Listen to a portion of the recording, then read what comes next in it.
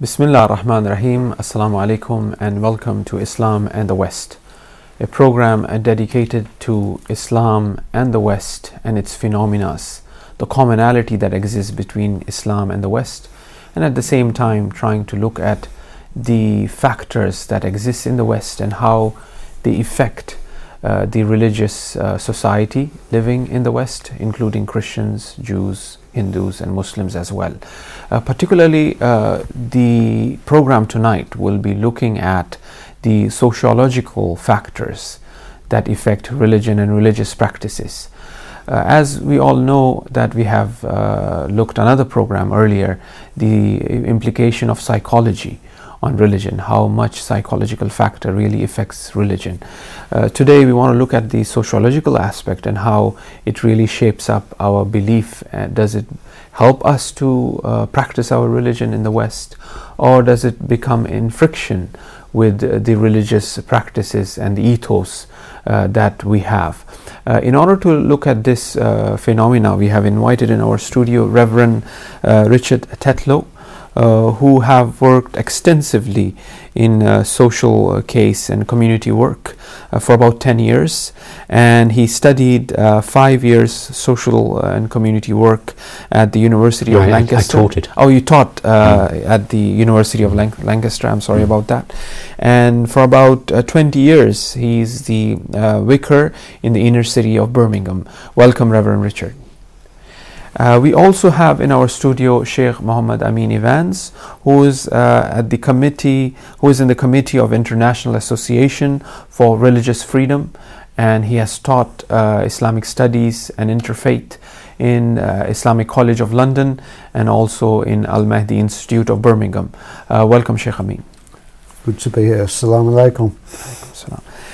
Reverend, with your experience of social case and community work that you have for about 10 years and then 5 years of teaching social and community work in the University of Lancaster, which perhaps have pointed out to you the need of this aspect in the religious domain and kind of pushed you towards engaging yourself since 1981 apparently to get your degree in Christian theology and serve the community. So how do you see the social factors really affecting the religious practices for us today in the West? I think it's only appropriate that we say, what are we after? What's the aim? Not just this exercise, but Islam in the West. What's it all about? And it's not hard to say that we're after Islam and the West working together. Mm-hmm. Within the West, outside the West together. So the relationships are good, caring, peaceful, just, in a way which creates a good and caring society for everybody. Exactly. Mutual respect, which is what I'd understand that Muhammad wanted, what Jesus wanted, what all the great religious leaders have wanted. And the similarities in their personhood, really, in their aims, are very striking. To care for those who are most poor, Jesus and Muhammad, absolutely. To care for the powerless people, to create a society which is looking after the women who need looking after, but creating a more equal society for women. Very strong for Muhammad and Jesus. The aim of actually saying, look, how do we actually achieve these good relationships together? So I think that's crucial. And then we say, from there, what is it that gets in the way of people, you and me, all of us, behaving in a way which is not in keeping with our religious faith? What actually inhibits that, what prevents us, and what encourages us? And perhaps later in the programmes we look at what encourages us and what the way forward. But now to look at what gets in the way. And last time we did speak about the psychological influences upon our background, of how we've been brought up, the society in which we live in, and it's a psychological effect on us. But today it's about, as you say, the sociological way. So I just want to give a quick notion that I think that I have to take on board, I suggest perhaps we can all do this, take on the sociological frame of reference, really, which is about that now in the West there has been, and perhaps around the world together, a quiet revolution in various ways which we could outline. These various areas of a quiet revolution which mean that the sociological effect on religion is that much more strong and much more enhanced. Right, right. And the upheavals in the history that we have seen, you know, these, can we point out to that are religiously oriented perhaps, or purely sociological, as according to many of the sociologists?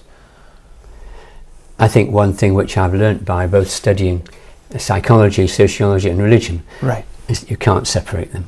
Right. Yeah? Yeah. I mean, they're just bound up together. They're convenience to separate them out, but we're in it together. Right. And therefore it's just simple. Right. Simplicity. But usually the case that they want to strike out religion and religious factors, or they don't want to bring a religious belief and practices under the limelight, so to speak. They would only point out to the economical and social, you know, factors. Have you noticed that as well? Yes, indeed. Yeah. And I think Amin would say that the other way around.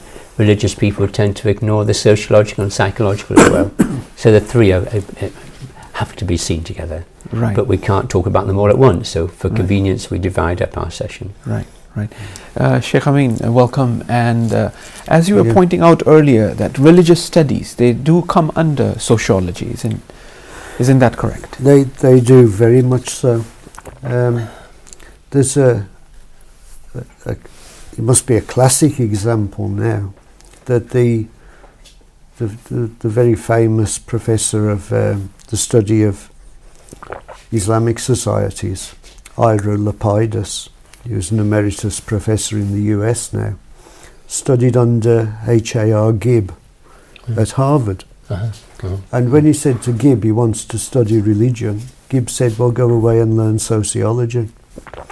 So you've got two of the giants of Islamic history in European languages who are both deeply committed to sociology, because sociology gives us the framework in which we can compare different societies and how religions are functioning within those societies. But as Richard said, in real life we can't separate them out. We do it as academic disciplines and draw lines, but those lines are just hypotheses. They're just for us to work with. The reality is that mixture. And one of the reasons that religion has often been excluded, and I think Richard will agree with me on this, is the legacy of 19th century empiricism, that you often can't quantify a religious feeling, a concept, a belief, until it's manifest. So as people of faith and religion, we're talking about something real and important, but it's not manifest as a commodity, as it were, until people pick it up and do something with it. And so a lot of sociology has ignored these things and pretended, because it's not physical, it doesn't exist, where it is part of our lived reality in the world. Yeah, absolutely. And if we think of those three areas, the theology, the sociology and the psychology, we might say it's about the spirit, body and mind, you know, broadly speaking, but it's very simple. And if we look at the ways in which the sociological, some examples of how sociology affects religion, maybe we can do that now, yeah? Right. Yeah. Yeah. Yeah. So I mentioned about quiet revolution. Well, they're not always quiet, actually, but they happen without necessarily people naming them as revolution. But if we think of the technology we have here, the technology we have where you talk to your family in America,